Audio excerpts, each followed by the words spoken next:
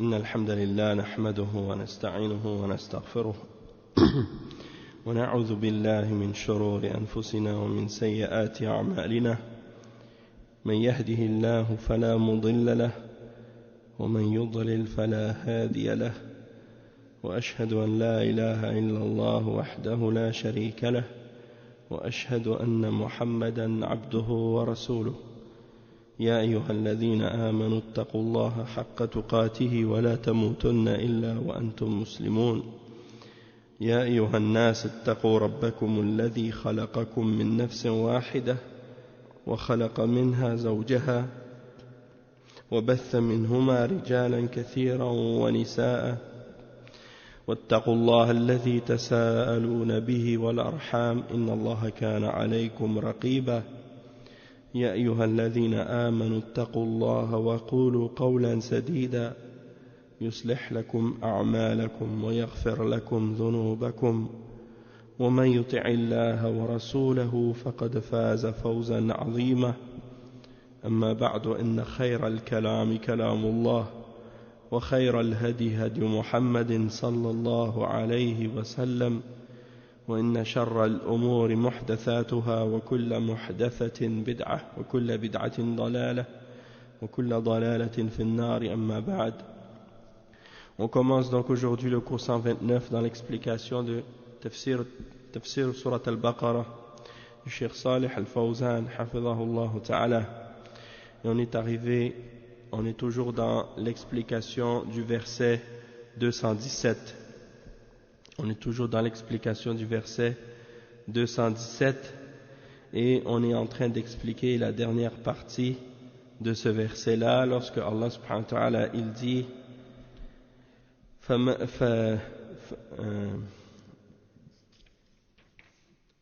وَمَنْ يَرْتَدِدْ مِنْكُمْ عَنْ دِينِهِ فَيَمُتْ وَهُوَ كَافِرٌ فَأُولَئِكَ حَبِطَتْ أَعْمَالُهُمْ فِي الدُّنْيا وَالْآخِرَةِ. Donc on est en train d'expliquer la partie du verset où Allah subhanahu wa ta'ala dit et quiconque revient sur sa religion, c'est-à-dire apostasie de sa religion et qui meurt alors qu'il est mécréant alors ses œuvres seront vaines, ses œuvres seront rendues vaines dans cette vie d'ici-bas et dans l'au-delà.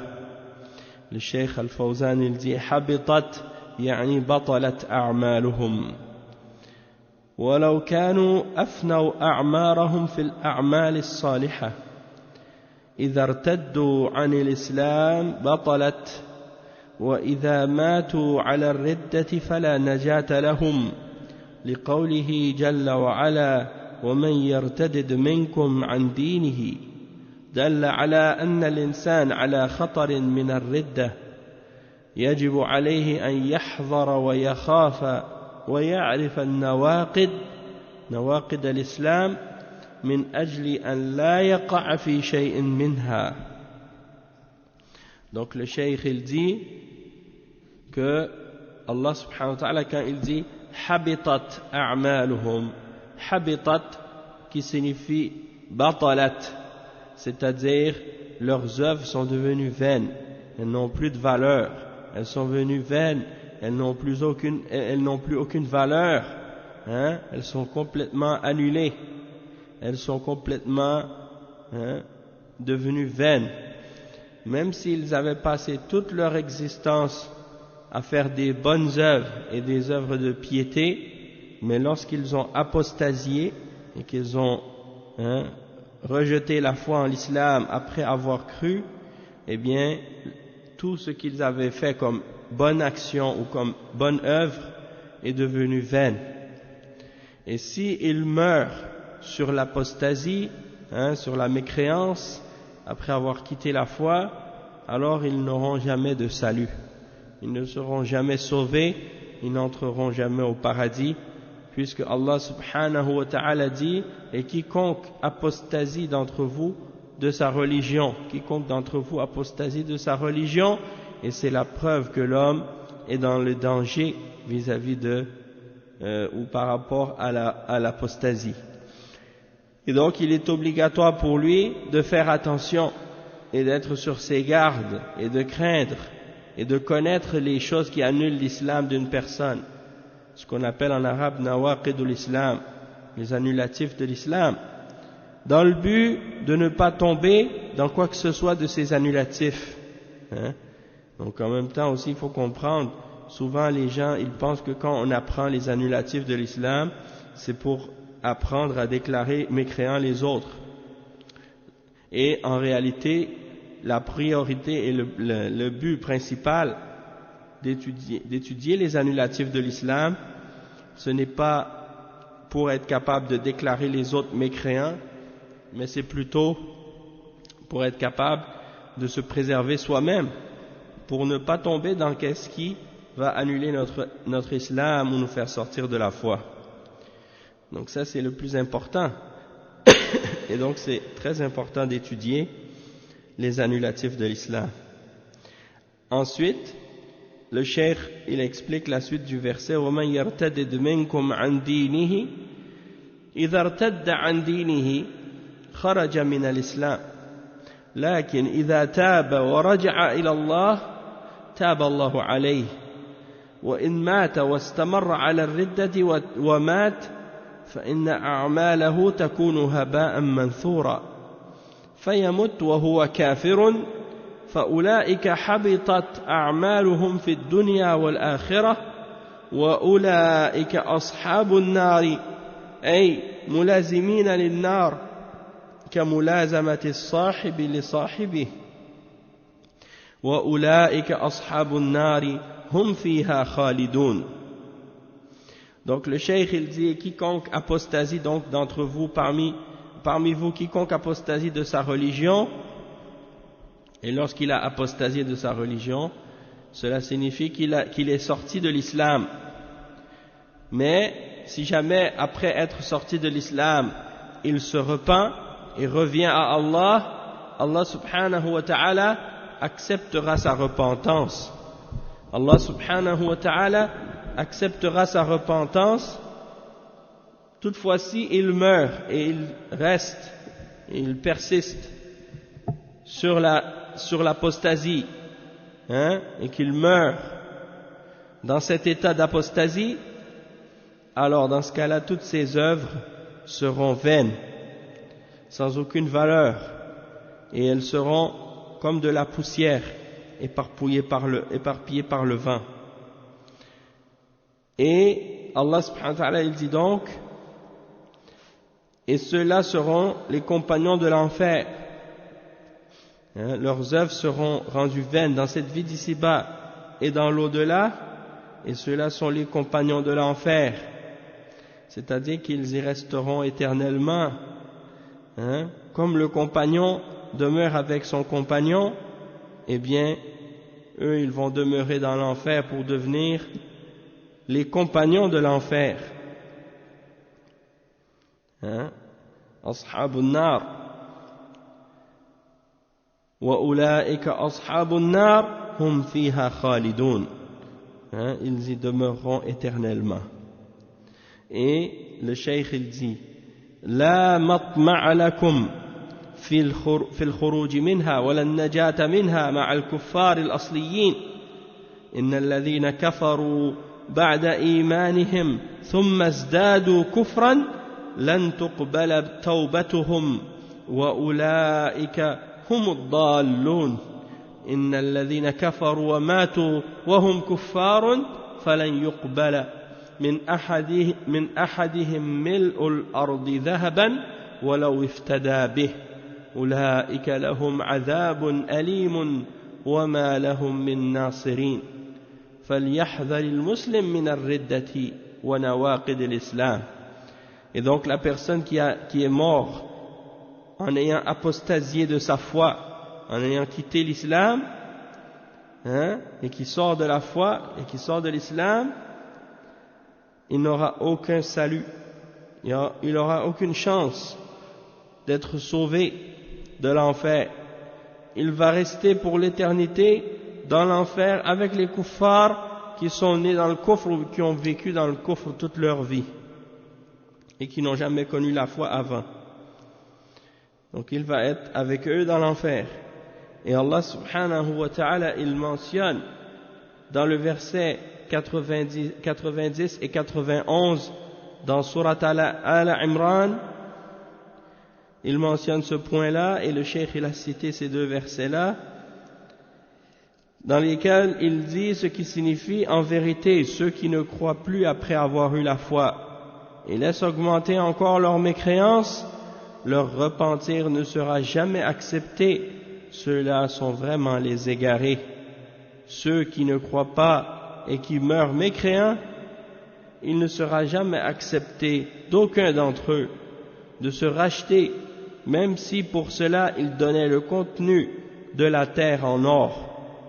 Ils auront un châtiment douloureux et ils n'auront point de secoureur. Donc le cheikh il commente ce verset en disant: le musulman doit donc prendre ses gardes de l'apostasie et des annulatifs de l'islam.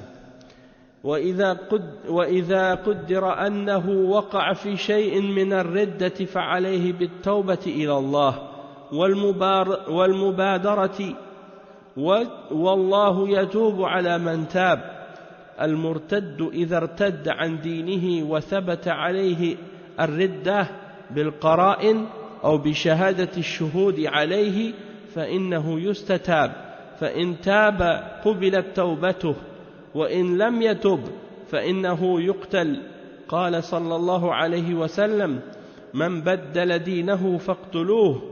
وقال عليه الصلاة والسلام: لا يحل دم امرئ مسلم إلا بإحدى ثلاث: النفس بالنفس، والثيب الزاني، والتارك لدينه المفارق للجماعة.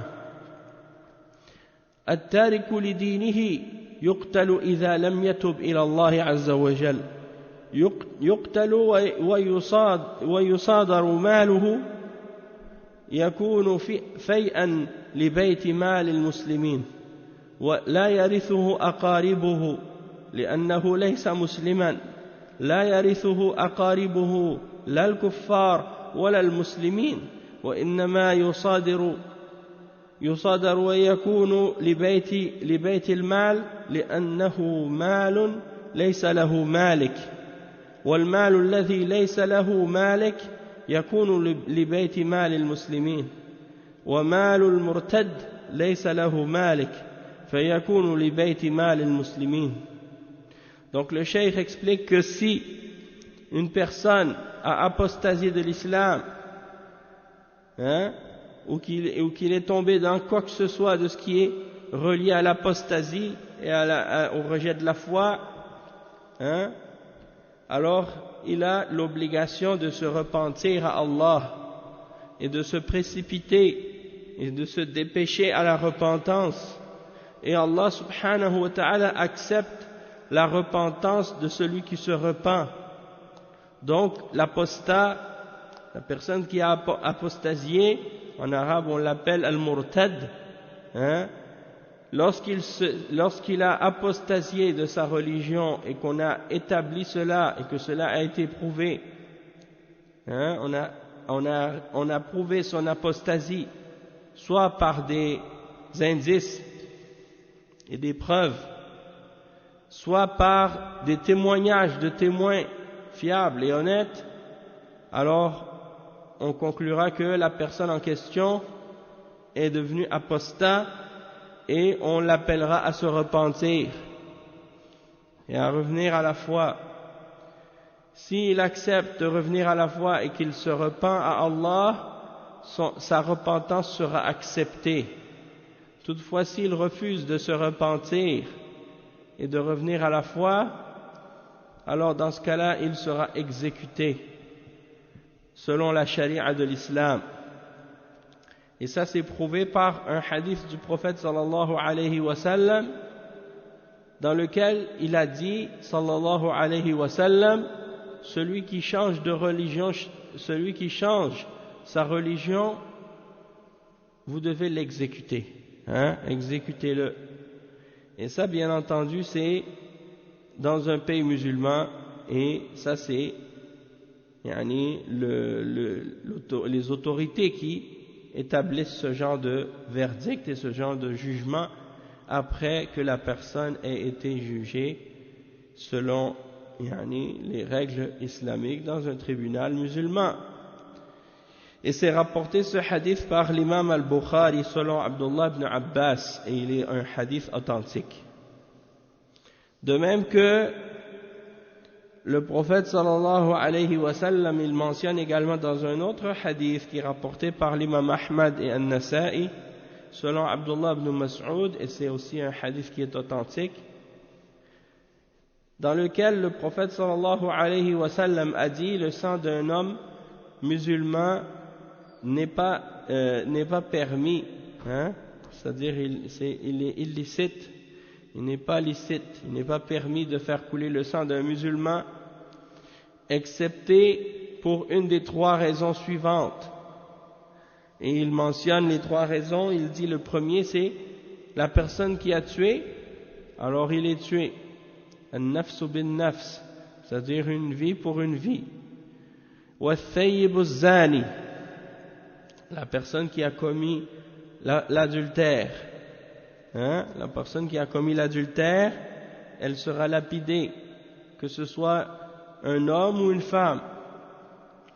Et at-tariku li dinihi al-mufariqu lil jama'a, celui qui abandonne sa religion et qui se sépare des musulmans, hein, du corps des musulmans, eh bien lui aussi son sang est illicite. Donc ces trois catégories de personnes qui sont mentionnées dans ce hadith, et parmi eux at-tariku li dinihi, celui qui délaisse sa religion, c'est-à-dire l'apostat, qui a apostasié de la religion de l'islam.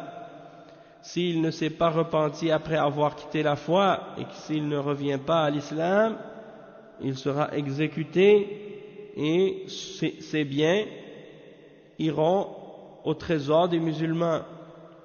Et personne de ses proches ne pourront les hériter de lui, hein, parce qu'il n'est pas musulman.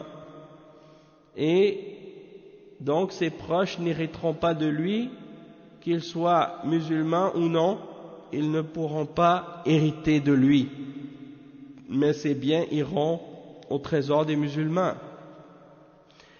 parce que ces biens n'ont pas de propriétaire selon l'islam, puisque il est murtad, il est apostat, et donc c'est comme si ces biens n'avaient plus de propriétaire dans ce cas-là, et les biens qui n'ont pas de propriétaire, ils vont dans le trésor des musulmans.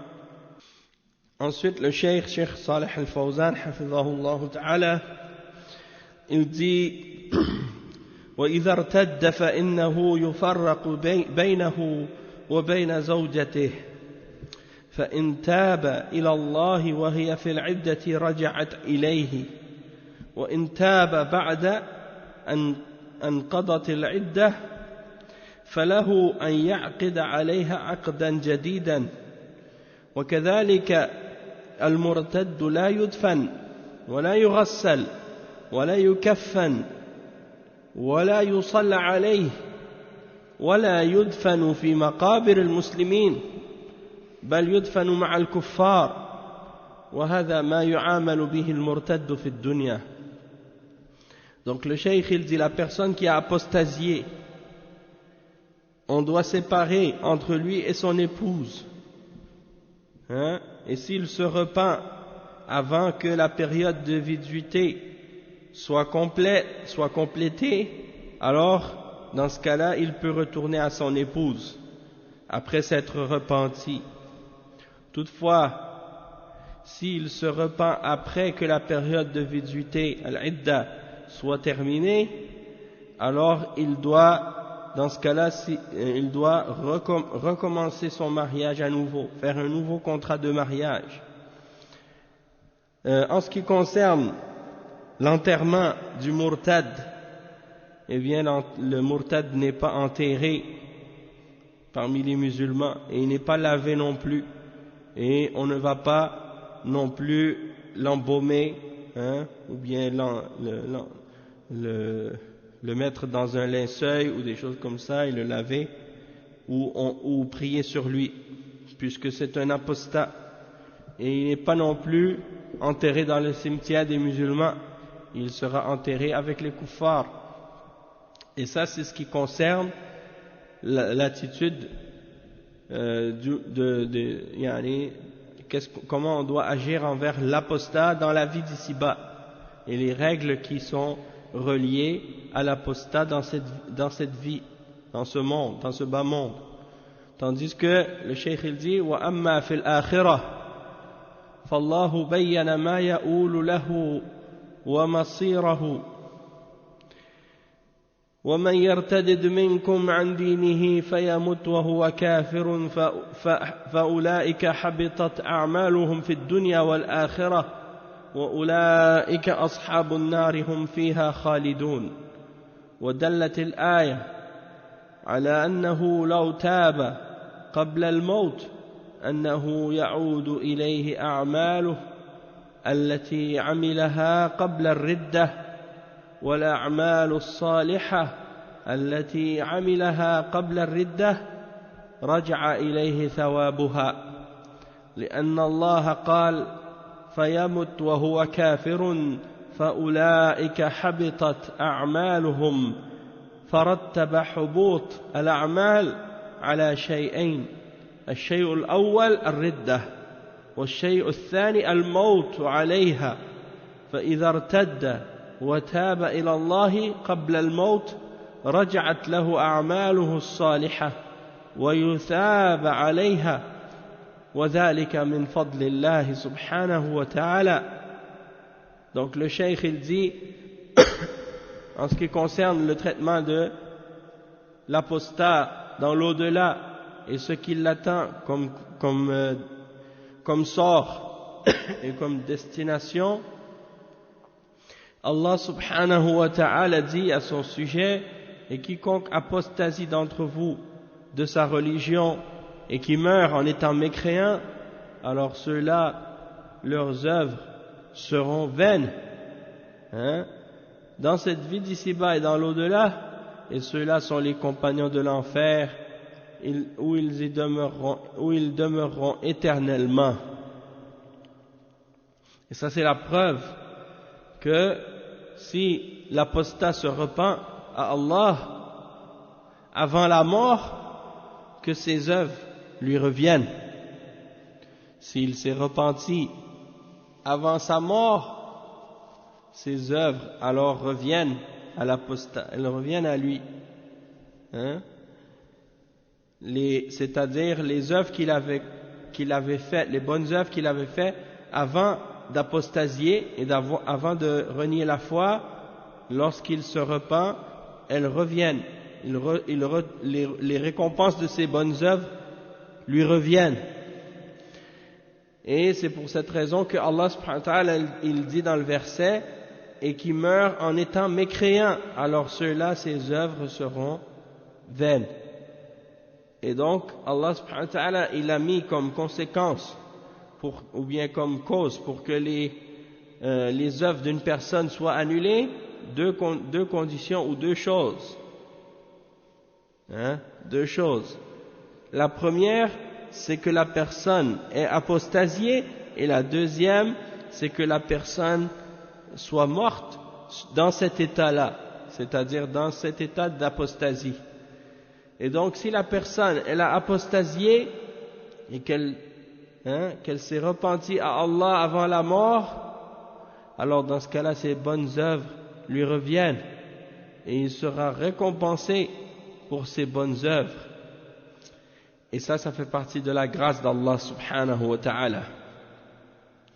Le cheikh il dit ensuite: ولما حصلت هذه الواقعة اشتد الأمر على هؤلاء الصحابة أصحاب السرية، اشتد عليهم الأمر وعرفوا أنهم وقعوا في خطأ حيث قتلوا في الشهر الحرام،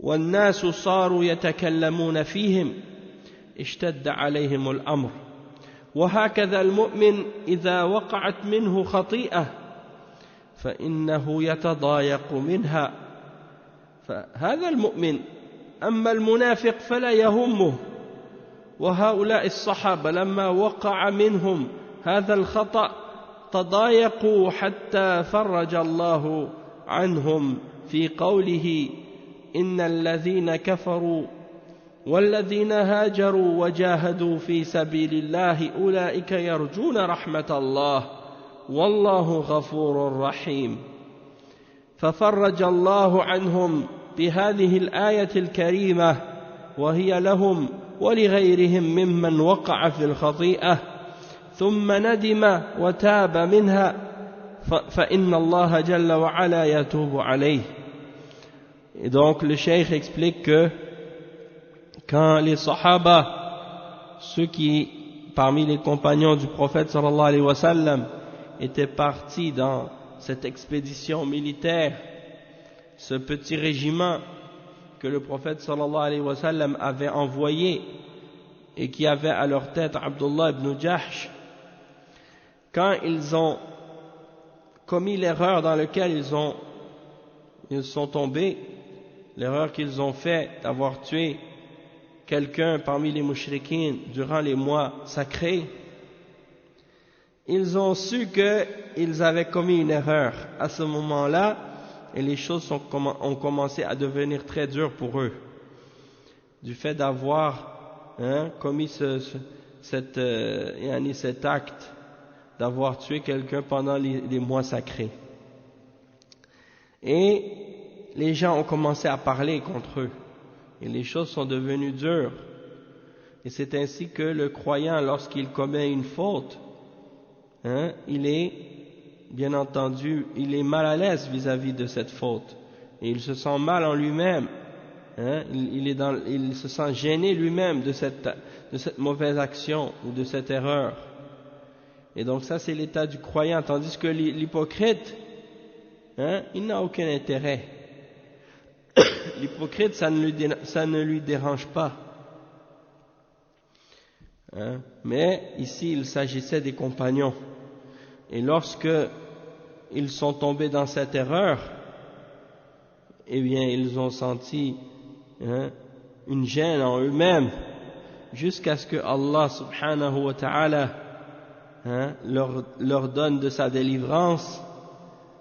Et Allah subhanahu wa ta'ala a dit dans le verset suivant, le verset 217, certes ceux qui ont cru et qui ont fait la hijra et qui ont lutté, qui ont fait le djihad dans le sentier d'Allah, ceux-là espèrent la miséricorde d'Allah et Allah est pardonneur et miséricordieux. Et donc Allah subhanahu wa ta'ala les a délivrés par ce noble verset, et c'est un verset qui les concerne eux et d'autres également en dehors d'eux aussi, qui sont tombés dans une erreur et qui ont eu des remords et qui se sont repentis par la suite de cette erreur-là. Et certes, Allah subhanahu wa ta'ala accepte la repentance de celui qui s'est repenti. Et ensuite de ça, il explique donc le verset Inna alladhina amanu, ceux qui ont cru. Al-iman huwa al-aslu wal-asas allati tabanna alayhi al-a'mal walidhalika bada Allah bihi والذين هاجروا لأن الذين وقعت منهم هذه الخطيئة من المهاجرين كلهم من المهاجرين في سبيل الله والهجرة هي الانتقال من بلد الكفر إلى بلد الإسلام فرارا بالدين وهذا الذي حصل لأصحاب هذه السرية لأنهم من المهاجرين الذين هاجروا من مكة إلى المدينة فرارا بدينهم. Donc le cheikh il dit, donc ceux qui ont cru, c'est-à-dire ceux qui ont la foi, l'iman, à la base, hein, et la base et le fondement sur quoi les bonnes œuvres sont, hein, sur quoi les œuvres sont établies. C'est ça, c'est la foi qui est la base de tout et qui est le fondement de tout. Et les œuvres sont basées sur la foi, elles doivent être basées sur la foi. Et c'est pour ça que Allah subhanahu wa ta'ala, il débute par le fait de mentionner la foi en disant « Oh, vous qui avez cru », ou bien plutôt « Certes, ceux qui ont cru ». « Inna alladhina amanu » et ensuite il mentionne d'autres caractéristiques. « Walladhina hajaru » c'est-à-dire ceux qui ont fait la hijra. Et donc, qui sont ceux qui avaient fait la hijra à cette époque-là? C'était les muhajirin. Et les muhajiroun, hein, ceux qui ont quitté la Mecque pour aller à Médine, pour aller s'installer à Médine avec le prophète Muhammad sallallahu alayhi wa sallam. Donc c'est ceux qui, parce que ceux qui avaient été responsables de cet accident, hein, de cette erreur, et qui ont tué le mushrik pendant le mois de Rajab, pendant le mois de Rajab, le mois sacré de Rajab, eh bien, tous ces compagnons faisaient partie de ceux qu'on appelle al-muhajiroun, parce qu'ils venaient tous de Mecca. Ils étaient tous des muhajirin, fi sabilillah. Et Allah subhanahu wa ta'ala donc, il mentionne parmi les caractéristiques de ceux dont il parle dans ce verset-là, il dit en premier ceux qui ont cru, et il dit et ceux qui ont fait la hijra. Et le cheikh explique donc que tous ces compagnons étaient des muhajirin, ceux qui étaient dans cette expédition militaire. Et il explique la définition de la hijra. Qu'est-ce que c'est la hijra? Al-hijra signifie de quitter un pays de mécréance pour aller vers un pays de l'islam, et dans le but de fuir avec notre religion, dans le but de préserver notre foi et notre islam. Et le cheikh il dit que ceux donc qui ont commis cette erreur et qui avaient tué par accident ce mushrik pendant le mois de Rajab, ils étaient tous des muhajirin qui avaient quitté la Mecque pour venir à Médine en fuyant avec leur religion. Wa alaykum salam wa rahmatullahi wa barakatuh. Et le cheikh il explique et il dit donc que la hijra wal hijratu laha thawabun azimun qarinatul jihad. Donc il dit le cheikh que la hijra c'est quelque chose qui a une grande récompense, et c'est quelque chose qui est relié dans le Coran, c'est associé au djihad tout le temps. C'est-à-dire la hijra est souvent mentionnée avec le djihad. Les deux sont souvent mentionnés en couple, ou bien sont mentionnés ensemble. La troisième caractéristique qui est mentionnée dans ce verset aussi, c'est « wajahadu fi sabilillah ». C'est justement le sujet de ce verset, ceux qui ont lutté dans le sentier d'Allah, c'est-à-dire qui ont combattu dans le sentier d'Allah, qui ont fait le djihad.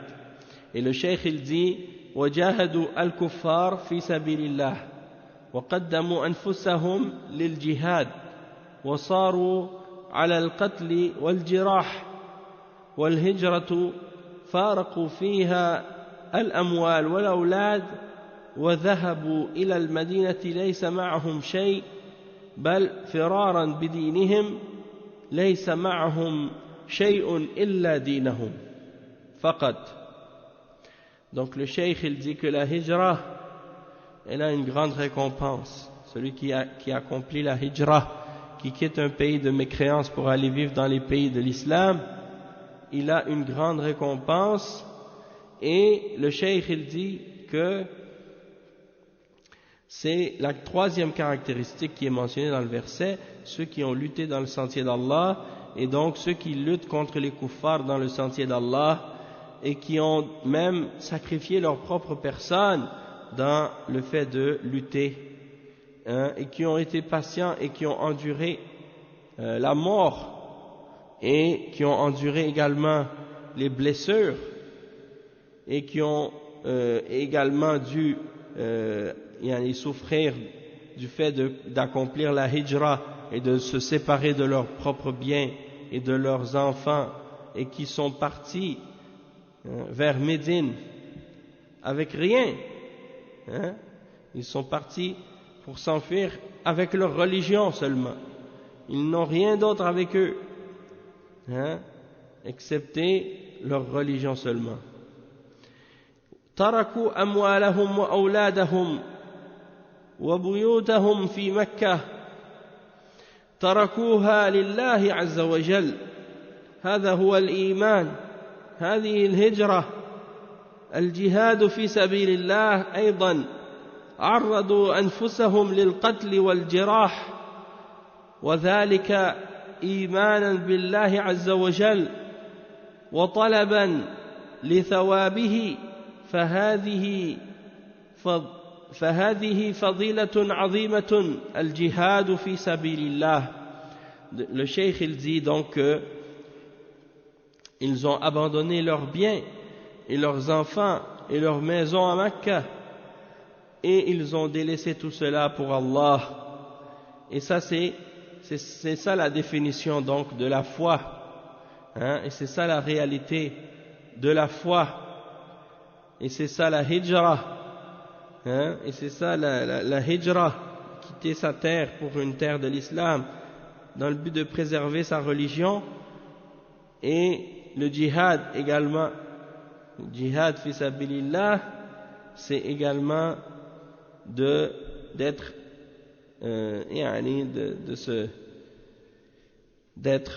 sous la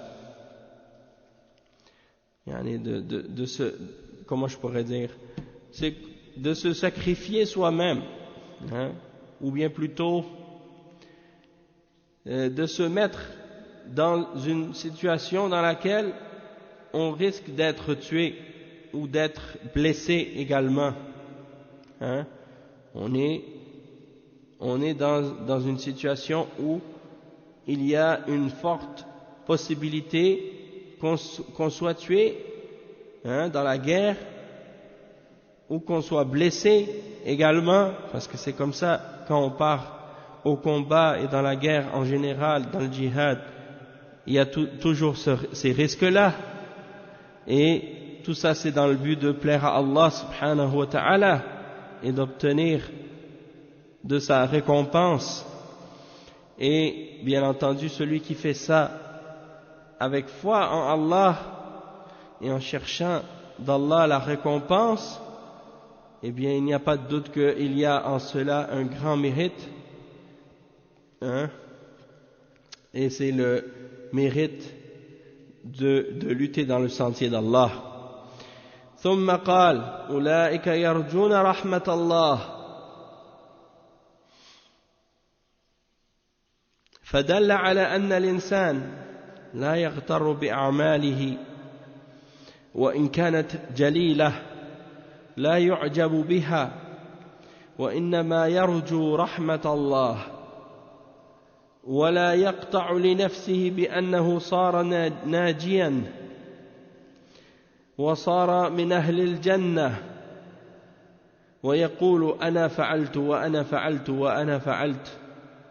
لا يقول كل هذا، يعتبر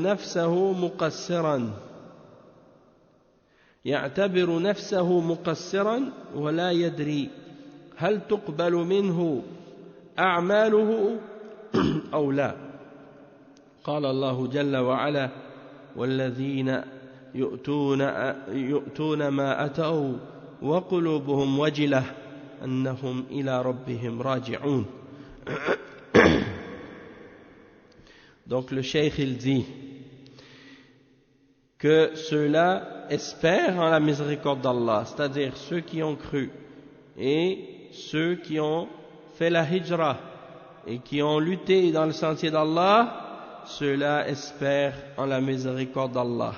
Et donc c'est la preuve que l'homme, il ne doit pas être trompé par ses œuvres, même si ses œuvres sont immenses, et il ne doit pas être non plus ébloui, ébloui de ses propres œuvres. Il doit uniquement espérer en la miséricorde d'Allah. Il ne doit pas être certain pour lui-même d'être sauvé ou d'être parmi les gens du paradis et de dire j'ai fait telle chose et telle chose et telle chose et telle chose en se vantant de ses œuvres. Il dit le cheikh que celui qui agit comme ça et qui donc il n'est pas correct, il ne doit pas agir de cette manière. Plutôt il devrait se considérer comme étant en manquement vis-à-vis de ses devoirs envers Allah, et il devrait être dans une situation d'incertitude par rapport au fait que ses œuvres soient acceptées ou non. C'est-à-dire il doit considérer qu'il n'a pas fait qu'est-ce qu'il devrait faire de la façon complète. Il doit considérer qu'il y a un manquement en lui-même, dans sa religion, et il doit être dans une situation où il ne sait pas si ses œuvres sont acceptées ou non, et espérer en la miséricorde d'Allah subhanahu wa ta'ala. Et Allah subhanahu wa ta'ala, il mentionne cette caractéristique des croyants dans le verset 60, dans Surat Al-Mu'minun, dans lequel Allah subhanahu wa ta'ala dit et ceux qui donnent ce qu'ils donnent, ceux qui donnent ce qu'ils ont reçu alors que leur cœur est frémissant à savoir qu'ils vont retourner vers leur Seigneur. C'est-à-dire que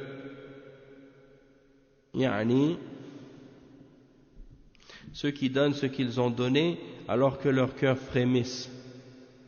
C'est-à-dire qu'ils ne sont pas certains que leurs œuvres vont être acceptées ou non. Alors ils ont peur que Allah ne les accepte pas. Et ça c'est l'attitude du mu'min, du croyant, du vrai croyant. قالت عائشة رضي الله عنها يا رسول الله أهم الذين يزنون ويسرقون ويشربون الخمر يخافون أن يعاقبوا بذنوبهم قال لا يا ابنة الصديق لكنهم الذين يصومون ويصلون ويجاهدون يخافون أن ترد عليهم أعمالهم. Donc ça c'est rapporté par At-Tirmidhi dans son Sunan selon Aïcha radiyallahu anha, dans lequel le messager d'Allah sallallahu alayhi wa sallam, Aïcha a posé la question au prophète sallallahu alayhi wa sallam: ô messager d'Allah, le verset 60 dans Surat Al-Mu'minun, et ceux qui donnent ce qu'ils donnent alors que leur cœur frémisse, à savoir qu'ils vont retourner vers leur Seigneur. Est-ce que ce verset est à propos des gens qui font le zina et des gens qui volent et des gens qui boivent de l'alcool? Ils ont crainte ou ils ont peur d'être châtiés pour leurs péchés.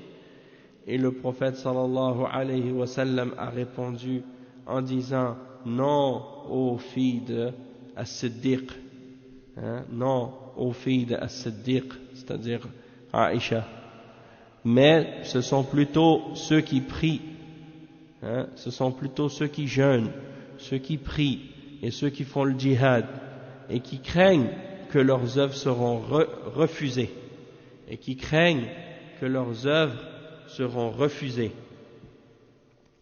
Donc voilà l'attitude du croyant vis-à-vis de ses œuvres. Il ne doit jamais être satisfait ou croire que c'est garanti pour lui. Le cheikh il dit ensuite أولئك يرجون رحمة الله ما قطعوا لأنفسهم مع أعمالهم آمنوا وهاجروا وجاهدوا ومع هذا لا يقطعون لأنفسهم بالمغفرة والرحمة وإنما يرجون فدل على أن المسلم لا يعجب بأعماله وأيضا لا يقنط من رحمة الله فالمؤمن بين الخوف والرجاء يخاف من عقاب الله ولا يقنط من رحمة الله عز وجل أولئك يرجون رحمة الله دلت الآية على أن رجاء رحمة الله لا بد معه من عمل.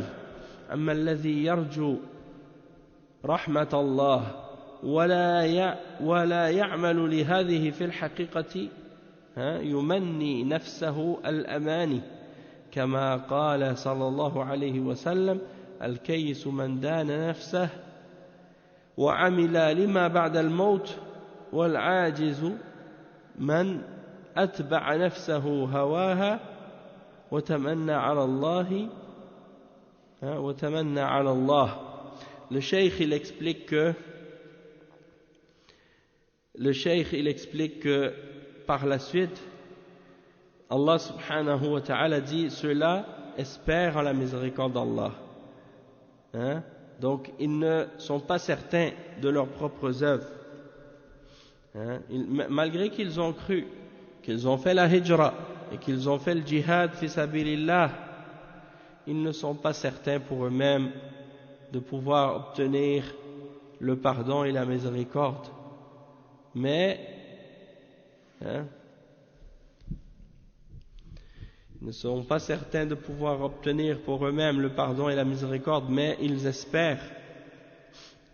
Et ça c'est la preuve que le musulman il ne doit pas être ébloui et content de ses propres œuvres, mais plutôt il doit espérer en la miséricorde d'Allah et ne doit pas perdre l'espoir en sa miséricorde.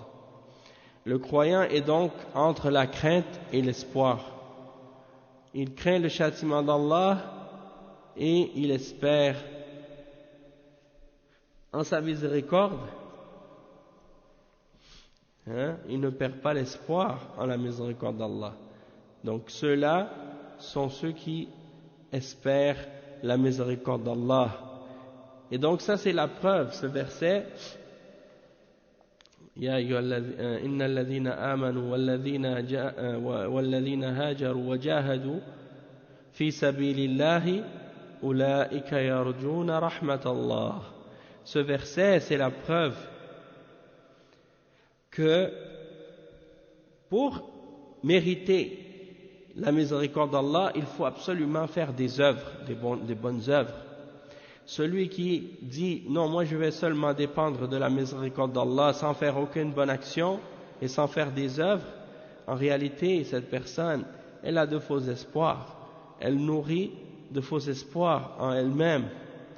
Comme le prophète sallallahu alayhi wa sallam a dit, la personne qui est intelligente c'est celle qui se fait des comptes à elle-même, qui se fait des comptes à elle-même et qui agit pour ce qui est après la mort, tandis que la personne incapable, c'est la personne qui laisse son âme suivre sa passion et qui se base sur des faux espoirs vis-à-vis d'Allah.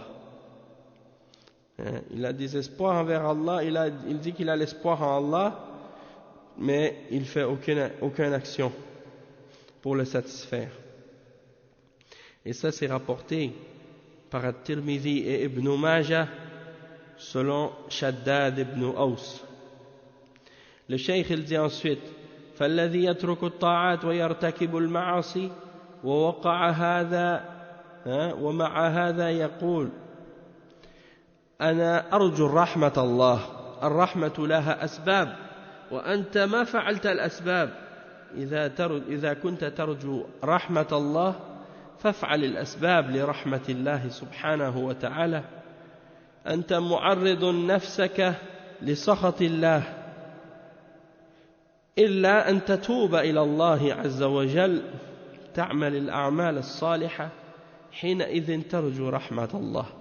Donc le cheikh il dit, celui qui abandonne les bonnes œuvres et qui fait les péchés, et malgré ça il dit moi j'espère la miséricorde d'Allah, il dit le cheikh que la miséricorde d'Allah elle a des causes pour l'obtenir. Et donc toi, si tu n'as pas fait les causes pour obtenir cette miséricorde, alors dans ce cas-là, tu ne peux pas obtenir cette miséricorde, tu n'as pas fait les causes. Mais si tu espères en la miséricorde d'Allah, fais les causes pour l'obtenir, cette miséricorde d'Allah. Et écarte-toi de tout ce qui pourrait mettre ta personne dans ce qui amène la colère d'Allah. Parce que si tu es menacé de la colère d'Allah par ta personne, il n'y a pas d'autre solution pour toi que de te repentir à Allah et de faire les bonnes œuvres, et à ce moment-là tu seras sauvé. Tu seras sauvé, et à ce moment-là tu auras réellement espéré en la miséricorde d'Allah. فالرجاء له أسباب يفعلها المسلم، أما أنه يرجو رحمة الله ولا يصلي ولا يصوم ويرتكب المعاصي ويقول رحمة الله واسعة. نعم، رحمة الله واسعة، ولكن عقابه شديد. الله جل وعلا يقول ويستعجلونك بالسيئة قبل الحسنة وقد خلت من قبلهم المثلات وإن ربك لذو مغفرة للناس على ظلمهم وإن ربك لشديد العقاب. غافر الذنب وقابل التوب شديد العقاب ذي الطول، لا إله إلا هو إليه المصير.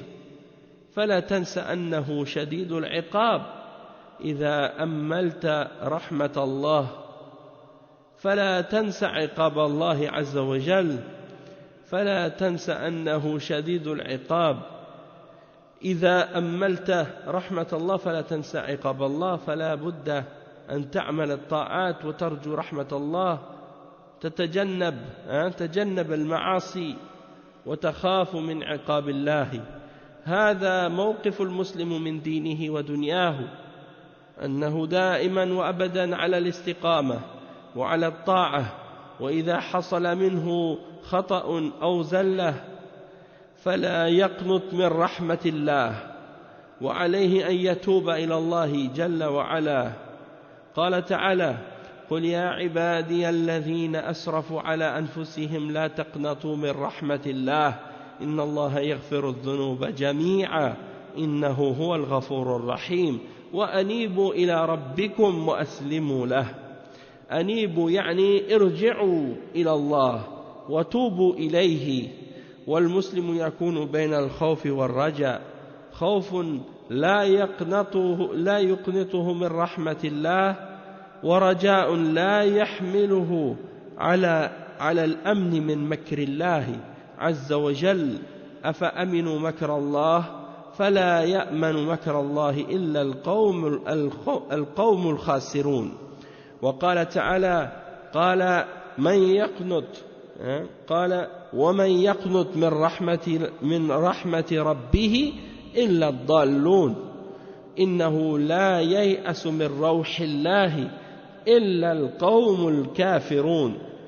فالمؤمن يكون بين الخوف والرجاء ويعمل الأعمال الصالحة، وإذا أذنب تاب إلى الله عز وجل ورجع إليه وأصلح ما فسد من أعماله والله تواب رحيم قريب مجيب هذا ما يكون عليه المسلم دائما وأبدا إن الذين آمنوا والذين هاجروا وجاهدوا في سبيل الله أولئك يرجون رحمة الله والله غفور رحيم. مع هذه الأعمال الجليلة هم يرجون رحمة الله ولا يقطعون لأنفسهم بالرحمة وإنما يرجون الله رجاء، يعني هم عملوا الأسباب لكن النتيجة عند الله سبحانه وتعالى.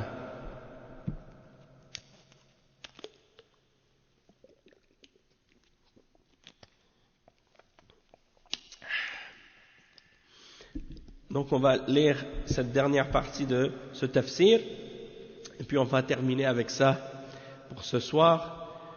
Le Cheikh Saleh Al-Fawzan hafidhahullah ta'ala, il dit, et donc l'espoir il a des causes et le musulman il doit faire les causes pour obtenir cet espoir, c'est-à-dire cette miséricorde d'Allah subhanahu wa ta'ala.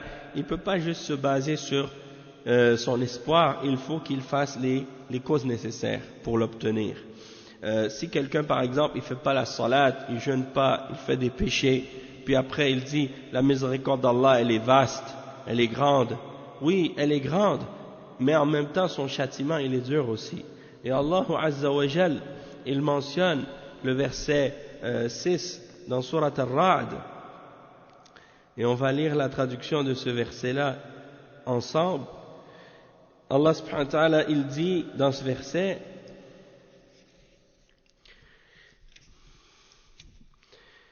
et il te demande de hâter la venue du malheur plutôt que celle du bonheur.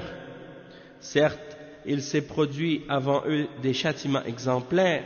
Ton Seigneur est détenteur du pardon pour les gens malgré leurs méfaits, malgré leur injustice. Et ton Seigneur est assurément dur en punition. Et il mentionne le verset 3 aussi dans Surat Ghafir, dans lequel Allah subhanahu wa ta'ala il dit, ce qui signifie pardonneur des péchés, Ghafir al-Dhamb, wa Qabil al-Tawb, l'accueillant au repentir, Shadid al-Iqab, dur en punition, Dhit Tawl, détenteur de faveur, La ilaha illahu ilayhi al-Masir. Rien ne mérite d'être adoré à part lui et vers lui est la destination. Donc, le cheikh il dit, Allah subhanahu wa ta'ala n'oublie pas qu'il est dur en châtiment. Et donc si tu souhaites la miséricorde d'Allah, n'oublie pas le châtiment d'Allah aussi. Et donc tu dois faire les bonnes œuvres et les actes d'obéissance et espérer la miséricorde d'Allah et t'écarter des péchés et de craindre le châtiment. Et donc, ça c'est la position du musulman dans sa religion et dans sa vie d'ici-bas. Il est toujours sur la droiture et il reste ferme sur l'obéissance, et si jamais il tombe dans une faute ou dans une erreur, dans un péché, il ne va pas perdre l'espoir en la miséricorde d'Allah. Il doit uniquement se repentir à Allah. Allah subhanahu wa ta'ala dit dans les versets 53 et 54 dans Surat Az-Zumar: ô toi mon serviteur qui est allé dans l'excès contre son âme, ne perds pas l'espoir en la miséricorde d'Allah. Certes, Allah pardonne tous les péchés et il est certes pardonneur et miséricordieux. Et revenez repentant à votre Seigneur et soumettez-vous à lui. Donc anibu signifie revenez à votre Seigneur et repentez-vous vers lui. C'est ça ce que signifie wa anibu. Et donc le musulman il doit être entre la crainte et l'espoir, entre la crainte du châtiment d'Allah et l'espoir en sa miséricorde. Et donc la crainte dans laquelle il doit être, ce n'est pas une crainte qui lui fait perdre l'espoir en la miséricorde d'Allah. C'est une crainte équilibrée entre la crainte et l'espoir. Et l'espoir, c'est pas un espoir non plus qui l'amène à se sentir en sécurité complète contre le stratagème d'Allah et contre les ruses d'Allah subhanahu wa ta'ala et les complots qu'il fait contre les gens qui rusent contre lui. Parce que Allah subhanahu wa ta'ala il est juste et il agit envers les hommes selon ce que les hommes méritent, et ceux qui essaient de ruser avec Allah, Allah subhanahu wa ta'ala ruse contre eux également. Et c'est pour ça qu'il dit dans plusieurs versets, comme le verset 99 dans Surat Al-A'raf, se pensent-ils en sécurité contre le stratagème d'Allah? Et personne ne se sent en sécurité contre le stratagème d'Allah excepté un peuple qui est perdant. Et de même que Allah subhanahu wa ta'ala dit, et il dit, quiconque perd espoir en la miséricorde de son Seigneur, excepté les égarés, c'est-à-dire personne ne perd l'espoir en la miséricorde de son Seigneur, excepté les égarés. Et dans un autre verset, il dit que personne ne perd l'espoir en la miséricorde d'Allah, personne ne perd espoir en Allah excepté les peuples mécréants. Verset 87 dans Surat Yunus, le verset 56 dans Surat Al-Hijr, le verset 99 dans Surat Al-A'raf. Ces trois versets-là parlent de ce sujet. Et le cheikh il dit ensuite que le croyant il doit donc être entre la crainte et l'espoir et faire les bonnes œuvres, et s'il tombe dans un péché il doit se repentir à Allah et revenir vers lui et corriger ce qu'il avait corrompu comme action parmi les actions qu'il avait fait. Et Allah subhanahu wa ta'ala est certes pardonneur et miséricordieux, et il est proche et il exauce l'invocation de celui qui lui demande. Et c'est ainsi donc que le musulman doit toujours être, comme il le dit dans le verset, et ceux qui ont cru, qui ont fait la hijra, qui ont fait le djihad fi sabilillah, qui ont lutté dans le sentier d'Allah, et ceux-là sont ceux qui espèrent en la miséricorde d'Allah, et Allah est pardonneur et miséricordieux. Et donc ces grandes œuvres par lesquelles ils cherchent l'espoir d'Allah, ils ont l'espoir en Allah, mais ils ont l'espoir en Allah après avoir fait des bonnes œuvres. Ce pas des gens qui perdent l'espoir en la miséricorde d'Allah, et ce ne sont pas non plus des hommes qui font uniquement mettre leur confiance en Allah sans faire les œuvres. Ils font les causes nécessaires pour obtenir la miséricorde d'Allah. Mais le résultat, il appartient à Allah subhanahu wa ta'ala. Donc tu fais les bonnes œuvres, et les bonnes œuvres, c'est les causes pour obtenir cette miséricorde de la part d'Allah. Donc tu vas pas uniquement te baser sur ton espoir, mais tu vas faire les causes aussi. سبحانك اللهم وبحمدك أشهد أن لا إله إلا أنت أستغفرك وأتوب إليك وصلى الله وسلم على نبينا محمد وعلى آله وصحبه أجمعين والسلام عليكم ورحمة الله وبركاته.